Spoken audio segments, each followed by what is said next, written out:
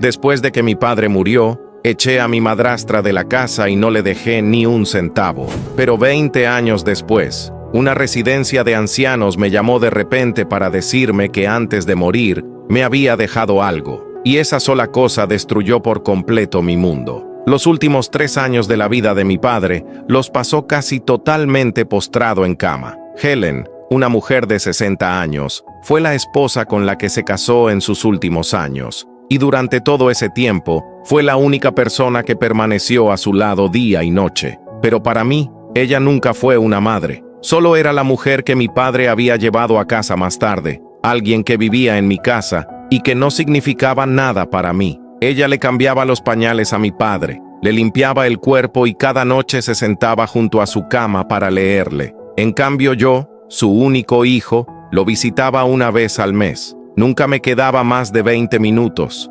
Miraba el reloj y luego me daba la vuelta para irme. Cada vez que veía a Helen, apenas le hacía un gesto frío con la cabeza. Ni siquiera me molestaba en decirle una palabra de más. El día que mi padre murió, cuando entré en la habitación, Helen estaba sentada allí sosteniendo su mano ya fría, mirando al frente sin expresión, mientras las lágrimas le caían en silencio. Se quedó a su lado toda la noche, pero ni siquiera entonces sentí nada. Solo pensé que eso era exactamente lo que le tocaba hacer. 3 días después del funeral, toqué la puerta del pequeño cuarto donde ella había estado viviendo. Era el cuarto en el que se había quedado mientras cuidaba a mi padre, y también el último rincón donde todavía creía que podría seguir quedándose. Me quedé en la puerta y no suavicé nada. Le dije directamente: «Como muy tarde mañana te vas. Voy a vender esta casa». Ella levantó la vista hacia mí, con los ojos enrojecidos al instante y el rostro completamente paralizado. Con la voz temblando me dijo: «Pero esta también es mi casa,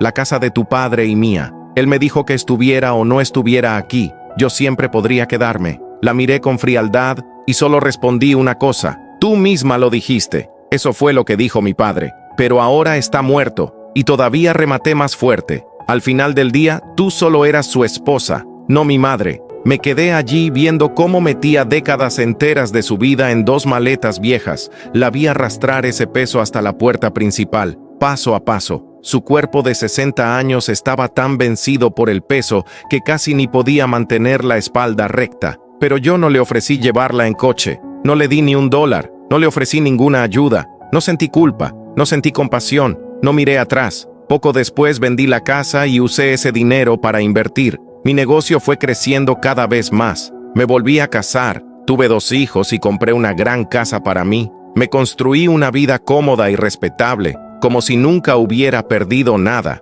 Durante los primeros años, a veces me acordaba de Helen, pero siempre encontraba la manera de convencerme de que estaría bien. Al fin y al cabo, solo era la mujer con la que mi padre se había casado después. No tenía nada que ver conmigo. Con el tiempo dejé de pensar en ella por completo. Hasta que 20 años después, una residencia de ancianos me llamó de repente para decirme que Helen se estaba muriendo, y que antes de morir había dejado algo y había pedido que me lo entregaran a mí. Cuando llegué, ella ya había muerto. Una enfermera me dio un sobre viejo y amarillento. No tenía remitente, solo mi nombre. Lo abrí. Dentro había una carta escrita a mano y una fotografía antigua que yo nunca había visto. En la foto, mi padre todavía era joven y sonreía con felicidad. A su lado estaba una mujer embarazada. Los dos estaban muy juntos, como si acabaran de recibir el mundo entero. Y al dorso de la foto, con una letra temblorosa, estaban escritas estas palabras: